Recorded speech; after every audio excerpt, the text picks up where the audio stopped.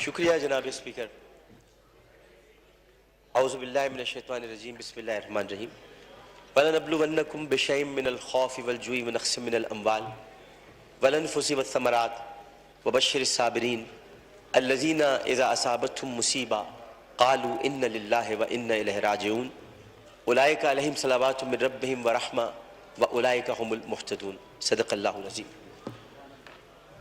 میں آپ کا بہت شکر گزار ہوں کہ آپ نے مجھے بولنے کا موقع عنایت فرمایا. جناب اسپیکر، میں اسمبلی میں بہت کم بولتا ہوں. اس کی وجہ یہ ہے کہ میں کچھ معاملات ایسے ہیں جن کو سیاسی امور نہیں سمجھتا. اسمبلی میں ہم سب تقسیم ہیں. ہم اس لیے تقسیم ہے کہ ہمیں تقسیمی بنیادوں پر تقسیم کیا جاتا ہے. ہم اس لیے تقسیم ہے کہ اگر ہم تقسیمی بنیادوں پر تقسیم نہیں ہوں گے تو ہم تقسیم ہند کی عزت نہیں رکھ سکیں گے. اس لیے ہمیں اس بنیاد پہ تقسیم کیا جاتا ہے کہ ہم تقسیم ہو کر آئے ہیں، لہٰذا تقسیم ہو کر اپنے اپنے جذبات اور اپنی اپنی کیفیات کا اظہار کریں اپنی اپنی پارٹی پالیسی کے مطابق. اسمبلی ہم سب کے لیے بولنے کے لیے اس لیے بھی ضروری ہے کہ ہم سب ان جگہوں سے منتخب ہو کر آئے جہاں کے لوگوں نے ہمیں اپنا درد سنانے کے لیے بھیجا. میں آپ سے آج اس لیے بولنے کی اجازت مانگ رہا تھا کہ بہت گفتگو ہو رہی ہے اور ظاہر ہے کہ اس وقت پورا پاکستان ایک بچی، ایک خاتون اور خواتین اور ان سب کی عزت پر دل گرفتہ ہے، پشیماں ہے، افسردہ ہے اور بہت تکلیف میں. میں بھی کہتا ہوں کہ عرش والے میری توقیر سلامت رکھنا، فرش کے سارے خداؤں سے الجھ بیٹھا.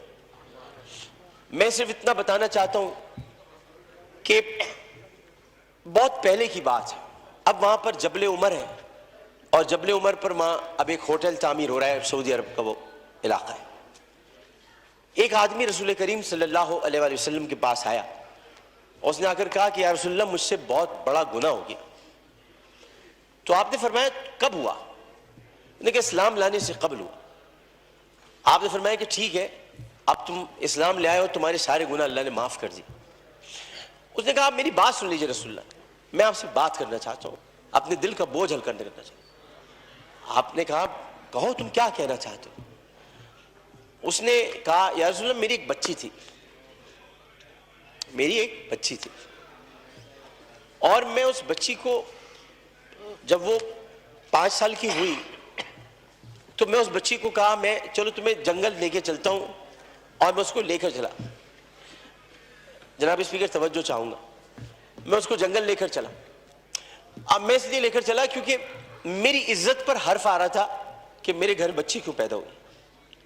نبی کریم بہت غور سے سن رہے تھے. صحیح بخاری اور صحیح مسلم میں اس حدیث کو بیان کیا، ترمذی شریف میں بہت تفصیل کے ساتھ. تو انہوں نے بہت توجہ سے سنا اور کہنے لگا. میں جنگل میں لے کے گیا، پھر میں نے ایک گڑھا کھودا. گڑھا کھودنے کے بعد میں نے بچی سے کہا اس میں لیٹ جاؤ. اچھا جب میں گڑھا کھود رہا تھا تو یا رسول اللہ مجھے ایک بات یاد آئی کہ وہ کھودتے کھودتے مجھے پسینہ آنے لگا، تو اس نے اپنے چھوٹی سی چادر سے میرا پسینہ بھی صاف کیا. اور اس کے بعد میں نے اس بچی کو گڑھے میں ڈال دیا اور پھر میں نے مٹی ڈالی. تو عربی میں اسے مجھ سے کہا، ترجمہ آپ کے سامنے پیش کر رہا ہوں، بابا میں مر جاؤں گی بابا. اور میں نے اس کو مار دیا. بہت دیر تک خاموشی حجر رسول میں رہی. اس نے دیکھا تو رسول کریم صلی اللہ علیہ وسلم رو رہے تھے. خاتم النبیین، سید المرسلین، شفیع المذنبین، انیس الغریبین، رحمت للعالمین، راحت العاشقین، مراد المشتاقین، شمس العارفین، سراج السالکین، مصباح المقربین، محب الفقراء والغرباء والیتام والمساکین. ہمیں سکھاتے ہو، ہم تو ختم نبوت کے محافظ، ہمیں سکھاتے ہو. سید الثقلین، نبی الحرمین، امام القبلتین، وسیلتنا فی الدارین، صاحب قاب قوسین، محبوب رب المشرقین ورب المغربین، جد الحسن والحسین، مولانا مولا ثقلین، ابی القاسم محمد بن عبداللہ. پر درمیان میں نہ بولو، حدیث کے درمیان نہیں بولو. اس کے بعد نبی کریم صلی اللہ علیہ وسلم نے یہ کیا کہ ان کے زار و قطار آنسو بہنے لگے اور انہوں نے کہا کہ قسم اس پروردگار کی جس کے قبضے میں محمد کی جان ہے صلی اللہ علیہ وسلم، اگر تو اسلام نہ لاتا تو میں تجھے سر عام سب کے سامنے تیری گردن اڑاتا. یعنی مطلب یہ ہوا کہ نبی کریم نے بہت پہلے بتا دیا تھا کہ بچیوں کے ساتھ ظلم کرنے والوں کو سرے عام ان کی گردن کاٹی جائے گی. یہ اصول متعین کر دیا تھا محمد مصطفیٰ, یہ سزا متعین کر دی. ظلم کرنے والا جناب اسپیکر کوئی صنف نہیں رکھتا. خدا کے لیے اسے مرد نہ کہے, خدا کے لیے اسے عورت نہ کہے. ظالم کی صنف نہیں ہوتی, ظالم کی صنف نہیں ہوتی, ظالم نہ مرد ہوتا ہے. ظالم کو مرد نہیں کہتے. میرے بھائی نے کہا ہے فیصل بارڈر نے میں نامرد بنا دوں گا. ارے وہ تو ہے ہی نامرد جو عورتوں کی عزت لوٹتے انہیں کیا نامرد بناؤ, وہ تو ہے ہی نامرد.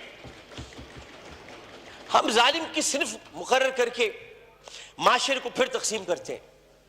ہمیں کسی کی صنف مقرر نہیں کرنی, ہمیں صرف اور صرف قرآن اور سنت کے مطابق ان سزاؤں کا احیا کرنا ہے جن کی ضرورت ہے. یہ واقعہ موٹر وے پر ہو یا حلقہ NH 245 کی کسی کچی گلی میں, اس میں یہ بحث ہی نہیں کرنی. بحث ہمیں یہ کرنی ہے کہ انسانیت کی تذلیل ہوئی. بحث ہمیں یہ کرنی ہے کہ ہم کیا کر رہے ہیں.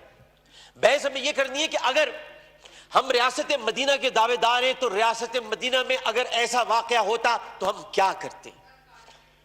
ہمیں یہ کرنا ہے. ہمیں قانون سازی کرنی ہے. ہمیں اسمبلی میں بیٹھ کر اس معاملے کو مل جل کر حل کرنا ہے. میں کسی کا بھی یہاں زیادہ وقت لینا نہیں چاہتا. میں بہت دل گرفتہ ہوں کیونکہ اس بچی کے گھر میں کوئی کمانے والا نہیں ہے. بنیر سے آئے ہوئے پختون گھرانہ تھا, پٹھان گھرانہ بیچارہ, جو وہاں کما رہے تھے. عمر صادق اس کا والد. بہت پیاری سی معصوم سی بچی تھی. ہر بچی معصوم ہوتی ہے, پیاری ہوتی ہے, لیکن جناب اس میں سوچیے ایک پختون فیملی کی بچی جو بڑے غیور ہوتے ہیں. میں اپنے تمام پختون بھائیوں سے کہتا ہوں, میں ان سے بڑی محبت کرتا ہوں. غیور قوم ہے, ایک عزت دار قوم ہے, جو آتے بھی ہیں عزت سے کمانے کے لیے, عزت سے جینے کے لیے. چاہے ان کے ساتھ خیبر پختونخوا میں ظلم ہو, چاہے کسی بھی حصے میں ہو, اور کسی بھی قوم کے ساتھ ہو. پاکستان کا ہر قومی رکھنے والا فرد میرا پاکستانی بھائی ہے. اور میں یہ کہتا ہوں کہ وہ بچی ایک دن جب اس کمرے میں رات بھر اس کو بند کر کے رکھا گیا ہوگا اور پھر اس کو درندگی کے ساتھ اس کی عصمت دری کرنے کے بعد اس کو جب زندہ جلایا ہوگا تو کتنی تکلیف ہوئی ہوگی اس معصوم سی بچی مروہ کو. جبکہ قرآن کہتا ہے ان الصفا والمروہ من شعائر اللہ. جب اللہ نے دو پہاڑوں کو مروہ اور صفا کو عزت دے دی تو پھر ان کی عزت کیوں نہ اتاری جائے جنہوں نے پہاڑوں کے نام پر عزت دینے والے پروردگار کی پیدا کی ہوئی مروہ کو بے دردی کے ساتھ اس کی عصمت دری کی. ان کی عزت کیوں نہ اچھالی جائے, ان کی گردن کیوں نہ کاٹی جائے, ان کو سر عام پھانسی کیوں نہ دی جائے. جناب اسپیکر, میں آپ سے صرف یہ بات کہنا چاہتا ہوں. میں شکریہ ادا کرتا ہوں اپوزیشن بینچز کا بھی, میں شکریہ ادا کرتا ہوں اپنی پارٹی کا بھی, میں سب کا شکریہ ادا کرتا ہوں کہ جو اس وقت اس درد کو سمجھ رہے ہیں, جو درد کو سمجھ کر بات کر رہے ہیں, اور جو نہیں چاہتے کہ اس وقت سیاست ہو.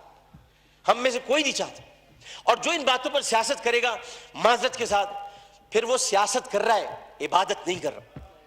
وہ عبادت نہیں کر رہا. یہ اس وقت عبادت کا مرحلہ ہے, اور عبادت صرف 5 وقت پروردگار کے سامنے سر جھکانے کا نام نہیں ہے.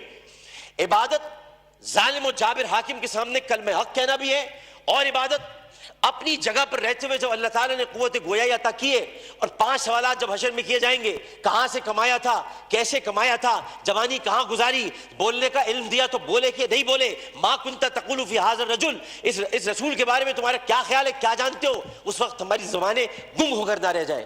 اس لیے ہمیں اپنی اپنی جگہ پر رہتے ہوئے اس کو عبادت سمجھ کر اپنا حق ادا کرنا ہے. میں اتنا کہنا چاہوں گا آخر میں, جناب اسپیکر, میں اس ایوان سے ہاتھ جوڑ کر مطالبہ کرتا ہوں, بحیثیت ان کا ساتھی, بحیثیت رکن قومی اسمبلی, انہی کا ساتھی, انہی کا بھائی ہوں, اپنی بہنوں کا بھائی ہوں, اپنے جب ہمارے اپوزیشن والے ان کی بہنوں کا بھائی ہوں, صرف اتنا کہنا چاہتا ہوں کہ اس اسمبلی میں ہم پتہ نہیں کب رہے, کب تک رہے, کیا رہے, ہمیں نہیں پتا, لیکن ہم جتنے دن بھی رہے یہ اسمبلی ایک تاریخ بن جائے کہ ہم نے, یہ اسمبلی نے قرارداد منظور کی تھی اور بل بنایا تھا کہ بچیوں کو میں ہر قتل کی بات ہے, بچیوں کی عصمت دری کرنے والوں کو سر عام سزائے موت دی جائے. شکریہ جناب.